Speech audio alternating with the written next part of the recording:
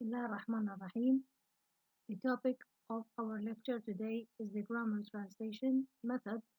In our previous lecture, we have explained the components of a method. We talked about approach, design, and procedures. In approach, we mentioned that we have theory of language and theory of learning. In the design of a method, we have objectives, syllabus, types of teaching and learning activities, teacher role, learner role, the role of instructional material, in addition to other ideas like language skills, language components, evaluation, and so on.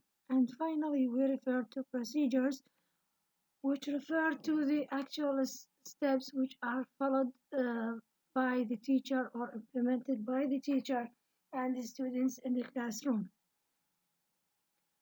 Today we have the first example to a method. This method is the grammar translation method, and this method is the first we have an introduction to the grammar translation method. This method to foreign language teaching is one of the oldest methods. It was originally used to teach Latin and Greek. This method is also known as the classical method. It was first used in teaching of classical languages. Later, it began to be used to teach modern languages such as French, German, and English. So, one of the oldest methods to language teaching is the grammar translation method. First, it was used to teach classical languages. That's why we can call it the classical method. Later on, it was used to teach modern languages and specifically English. The grammar translation method emphasizes number one, written language. So, the most important idea for learners is to know the written form of the target language. We know that the target language is the language being taught. Also, we have the exclusion of oral production. Oral language or spoken language is not emphasized in any way according to the grammar translation method. Let us consider the other ideas which are emphasized and considered as very important in the grammar translation method. The major characteristic of the grammar translation method is the focus on learning the rules of grammar and their application and translating passages from one language into another. So, it's very important that the students should know the grammatical structures of the target language and to be able to apply their knowledge of grammatical rules in the idea of or in the activity of translating passages from one language into another, which means from the target language into the native language or vice versa. Another idea which is emphasized according to the grammar translation method is knowledge of vocabulary items. The students are supposed to know a large number of vocabulary items in the target language and their meaning in the native language, so we have a great emphasis on the idea of vocabulary. Vocabulary in the target language is done through direct translation from the native language. Very little teaching is done in the target language. The medium of instruction is the learner's mother tongue. A very important idea that we know about the grammar translation method that during the process of language teaching or the language which is used by the teacher during instructions, during the explanation in the classroom is the student's native language or mother tongue. Student's native language or mother tongue. Why? Because the students are not required to develop the communication skill or the use of language in a spoken form. They are supposed only to learn the written form of the language. The grammar translation method tries to teach students the reading and writing skills. It aims to familiarize them with the literature, fine arts, and culture of the target language. So, we can say that the objective of the grammar translation method is the knowledge of how to read and write the literary text of the target language. The main focus is upon students' ability to read and write the passages or text from literary works of the target language in addition to their ability to translate these texts to their native language. The grammar translation method ignores all schools of the target language. The teacher doesn't plan to teach communication in the target language. That's why, as I have just mentioned, the teacher uses the student's mother tongue or native language during giving the students instruction. It emphasizes the learning of vocabulary and the grammar of the target language. At the time when this method was developed, there was no well-developed scientific theory of psychology, and the existing psychological view was faculty psychology. In our previous lecture, we mentioned that the first thing that we should know about any method is the approach of this method, which includes the theory of language and theory of learning. So, if we ask about the theoretical background of the grammar translation method, the answer is that we don't have a theory of language and a well developed theory of learning. What's the reason? The reason is that this method is considered as a pre scientific method or a method which belongs to the pre scientific period in which we don't have linguistics as an independent science and we don't have well developed psychological theories. So instead of theories, we have principles about what is language and how language is learned. So they think that knowledge or language consists of words linked together by grammatical structures or according to grammatical structures.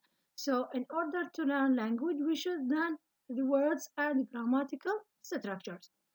In addition to this, we have a psychological view. It is not a well developed theory, but we have a psychological view. This view is known as faculty psychology. What's meant by faculty psychology, or what is the main idea of this view? The main idea that our brain is like our muscles, and the more we have mental exercise, the greater our capabilities and strengths become. So, we should have extensive practice, I mean mental practice, so that we can strengthen and empower our brains and we learn better. Mental strength is increased through empowering the mind with difficult and complicated tasks, translation, memorization, and so on. Are recommended learning activities of the grammar translation method. So, the students are supposed to do a lot of mental exercises during different activities. The most important activities are translation, memorization of grammatical structures, and memorization of vocabulary items. The passages selected for the classroom use must be from great works of literature, and the class must give students mental exercises in order to develop their minds. So, the aim is to teach the students how to read, write, and translate the passages from literary works in order to have understanding or knowledge about language in addition to knowledge about arts and culture of the target language. The grammar translation method is a teacher centered method. The teacher plays the main role and speaks most of the time in the class during language instruction. We mentioned that in relation to the teacher's role and learner's role, we have two types of methods or approaches to language teaching. We have either teacher centered approaches or learner centered approaches. The grammar translation method is a teacher-centered approach in which the teacher controls the students, dominates everything, and he also acts most of or يعني, practices most of the activities. The students only receive what the teacher gives them, the information that the teacher give, and also they do what the teacher asks them to do. So the students are passive, and the method is a teacher dominated method. Another important idea that grammar is introduced selectively in the grammar translation method. What's meant by this? We have two ways of introducing, presenting, and explaining grammatical structures during the process of language teaching, either deductively or inductively. So, grammatical rules are either introduced deductively. In this way, we move from the general explanation of grammar rules to specific examples of the application of rules for sentence constructions. So the students start first with knowledge of the grammatical structure, and then they use this grammatical structure in sentences in order to have examples to understand the grammatical structure. Students are supposed to memorize, to verbalize, to know the grammatical structures, and then they apply the grammatical structures and use examples or use them to construct sentences as examples. This means that the teacher first presents and explains the rules and then gives examples for each rule. Or we can have inductive way of teaching grammar. In this way, the teacher moves from examples to rules. The first step is to present the students with examples, and the students are supposed to infer the grammatical structures from the example to understand that this is the way in which the grammatical structure, let us say, constructed in this case or that case. So the teacher moves from examples to rules. He or she, I mean the teacher, presents some examples for the students in order for them to infer the rules themselves. So the students are supposed to understand the rules from examples given. Then the teacher refers to the rules after the use of particular examples. So we have two ways of presenting grammatical structures, deductive and inductive. In the grammar translation method, grammatical rules are presented deductively, starting from understanding learning rules and then moving to examples. This is a general introduction to the grammar translation method. Now we have the cover of the book which we are supposed to study. This is the book or the textbook that we are supposed to study in our courses, in which we will cover most of the methods and approaches that we are supposed to study. So the first idea I want you to know is the title of the book and the authors, and this information is given in the cover, techniques and the principles in language teaching. The first idea that we will cover from this book is the grammar translation method. In relation to each method, we will have the following ideas. Number one, we have experience. In experience, we have a description of a class which is conducted according to the method that we are studying. So the first thing that we start with is a description of a lesson conducted by the teacher according to the grammar translation method. Then we have thinking about the experience. In thinking about the experience, we have observations and the principles. In observations, we have a part of the lesson described, and in principles we explain the principles which make or the principle which makes the teacher do this or that activity, not necessarily the teacher only, the teacher or the students. So we explain everything that the teacher or the students perform in the classroom according to principles. That's why we take the observation from the lesson and explain the principle according to which we have this observation. After this, we have reviewing the principles. In reviewing the principles, we will refer to the most important aspects in this method, including objectives, language materials, the characteristics of teaching and learning, a process, the teacher role, the learner role, the skills emphasized, areas emphasized, and so on. Then we will have reviewing the techniques. In reviewing the techniques, we will have a summary to the most important techniques used by the teacher and the experience. Now, the first thing that you should do is to go to the experience and read it. You can understand the way in which the teacher introduces the material according to the grammar translation method when you read the experience. I have taken certain parts from the experience of the grammar translation method.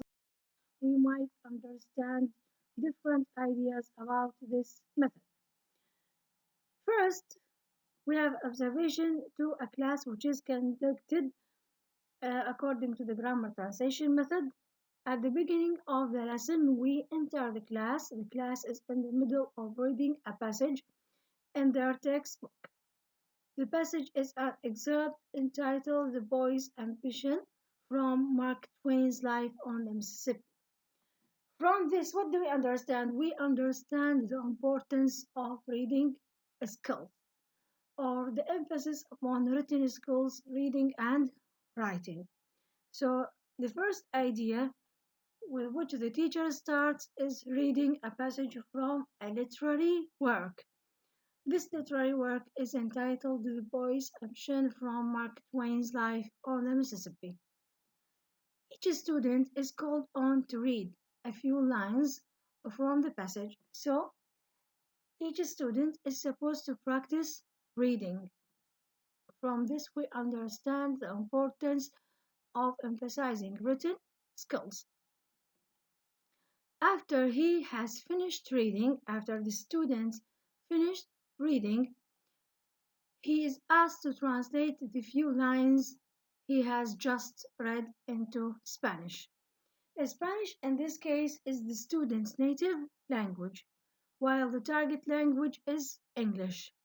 So first we have emphasis upon the idea of reading. After reading, the student is supposed to be able to translate the text, which is read by this student, into the native language, to translate the passage from the target language into the native language. The teacher helps him with new vocabulary items. The teacher explains new vocabulary items. When the students have finished reading and translating the passage, the teacher asks them in Spanish if they have any questions. Here we have emphasis upon the idea that the teacher asks the students if they have any questions in their native language, in their mother tongue. So from this we understand that teachers' interaction with the students is done orally by using the native language. The target language is not used according to the grammar translation method. One girl raises her hand and says, "What is a paddle wheel?" She asks a question. The teacher replies and answers the question in the native language. Then she continues in Spanish to explain how it looked and worked on the steamboat, which moved up and down the Mississippi River during Mark Twain's childhood. So, in this case, the teacher asks the students if they have questions. The students ask questions and the teacher answers. All this is done in the student's native language. As we said, that the spoken language is ignored completely according to the grammar translation method. Since the students have no more questions, the teacher asks them to write the answers to comprehension questions which appear at the end of the exam. In this case, after reading the text and translating the text, referring to certain vocabulary items or to the meaning of vocabulary items, the teacher asks the students to answer comprehension questions. Comprehension questions are very important and emphasized. Why? Because the aim is to teach the students to read and write the passages or literary text. So in this case, the teacher asks the students to write the answer to comprehension questions. So when comprehension questions are asked, they are asked in the target language and answered in the target language in a written way, not in a spoken way. From this, we understand that we have emphasis upon written skills and we have no emphasis upon spoken skills. Announcing the next activity, the teacher asks the students to turn over the page in their text. There is a list of words. The introduction to the exercise tells the students that these words are taken from the passage they have just read. After the emphasis of written skills, emphasizing knowledge of grammatical structures, we have also emphasizing the knowledge of vocabulary items. So one of the exercises used by the teacher is that these words are taken from the passage you have just read. Some of them are review words and others are new. Give the Spanish translation of for each of them and you may refer back to the reading passage. In this case, the students are supposed to read the text, answer, translate it, answer comprehension questions, and they are supposed to know the native equivalent or the native meaning of certain words mentioned in the passage. We have the emphasis upon vocabulary items. Now we shall start with reviewing the experience. In reviewing the experience, as I have mentioned, we have observations and principles. The observation is a description to a particular act which has taken place in the class during the lesson, and the principal explains why this has happened. The class is reading an excerpt from Mark Twain's Life on the Mississippi. So why we have this to happen? Because it is important that the students should read or should be able to read and write the literary text of the target language. A fundamental purpose of learning a language is to be able to read literature written in it. Literary language is superior to spoken language. Students' study of the target culture is limited to its literature and fine arts. In this case, we know why the teacher is reading a part or a passage from a literary work because it is our a fundamental purpose of learning is to be able to read literature. So in this case, we have an observation part of the lesson and the principle which underlies this observation. Of course, you need to study observations and the principles. This is important. Second, students translate the passage from English into Spanish. We want to know why this happens. This happens because an important goal is for students to be able to translate each language into the other. If students can translate from one language into another, they are considered successful language learners. So, learners are evaluated according to their ability to translate from the target language to the native language. That's why we have a great emphasis upon translation. First, the students are supposed to read the text and then, or to read part of the text and then to translate the part which they have read. 3. The teacher asks students in their native language if they have any question. A student asks one and is answered in her native language. So, in this case, the language of instruction is the native language or the student's native language because the ability to communicate in the target language is not a goal of language instruction. The aim is only to develop students' ability to read the text and also to translate the text to the native language. 4. Students write out the answer to reading comprehension questions. We mentioned that it's important to know how to write the target language, so the students write answers to comprehension questions. The primary skills to be developed are reading and writing.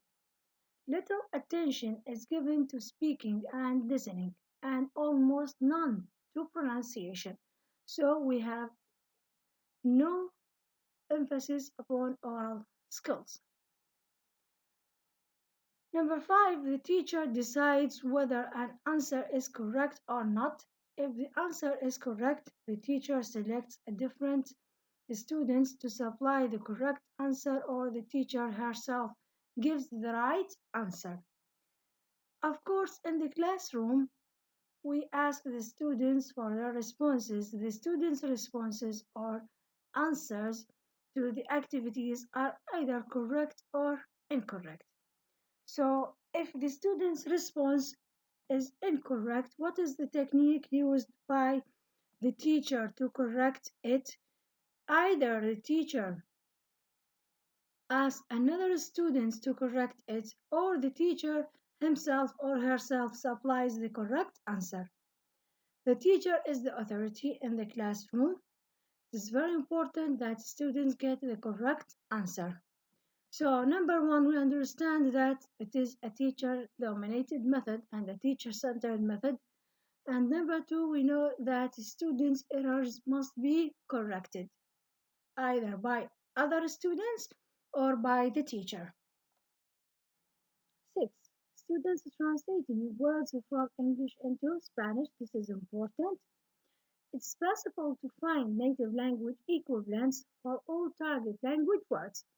So it is very important that the students know the native language meaning of each word in the target language. 7. Students learn that English TY corresponds to dad and tad in Spanish. Learning is facilitated through attention to similarities between the target language and the native language.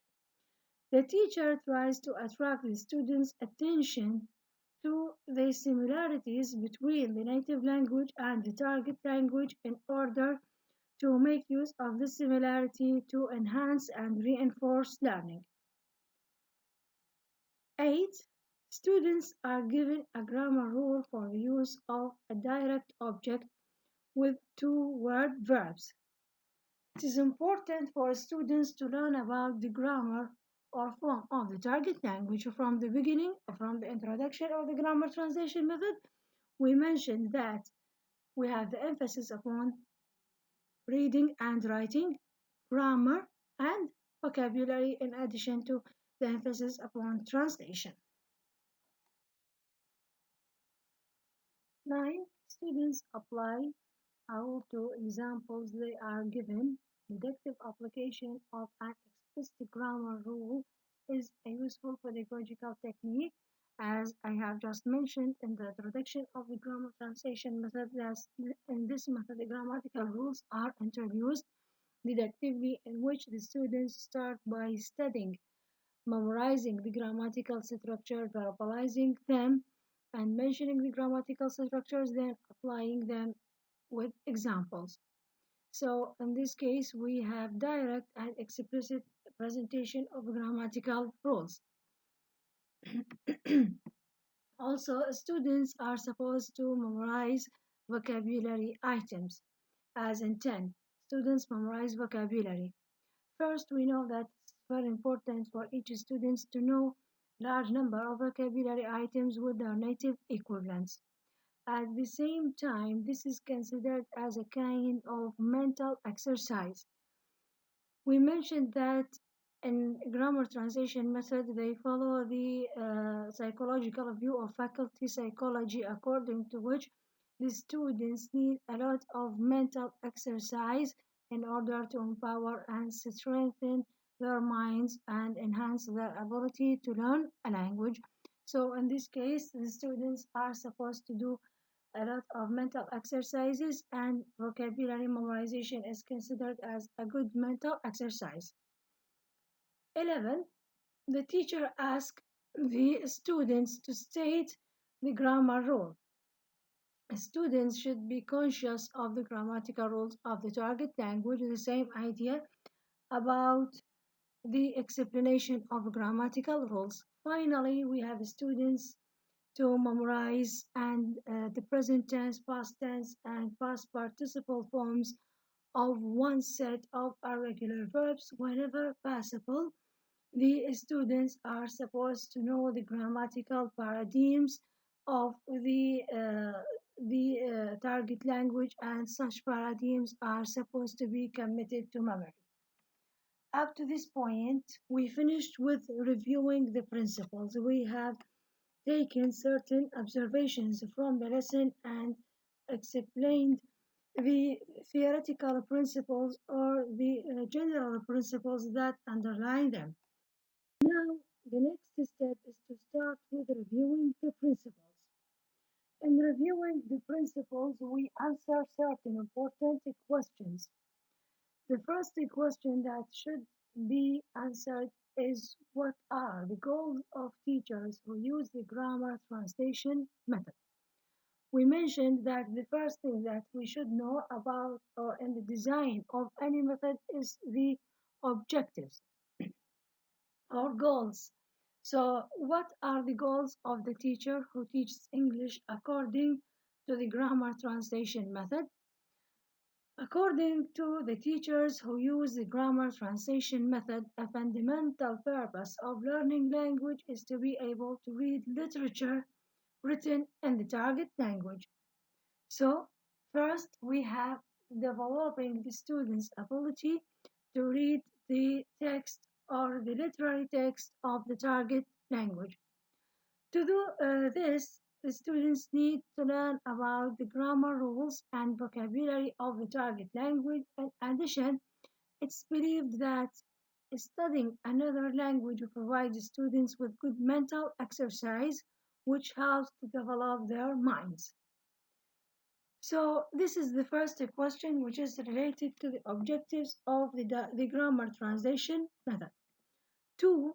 What is the role of the teacher and what is the role of the students? Of course, this is very clear from the introduction when we mentioned that the grammar translation method is a teacher dominated method in which the teacher do most of the activity and he directs the students. The teacher is the authority, he corrects the students errors.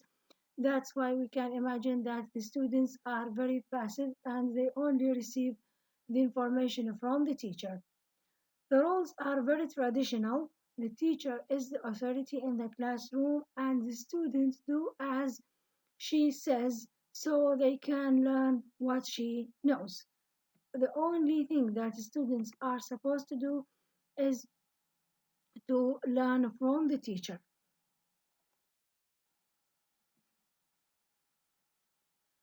What are some characteristics of the teaching and learning process? The answer to this question is very important because it represents a summary to all the important characteristics of teaching according to the grammar translation method.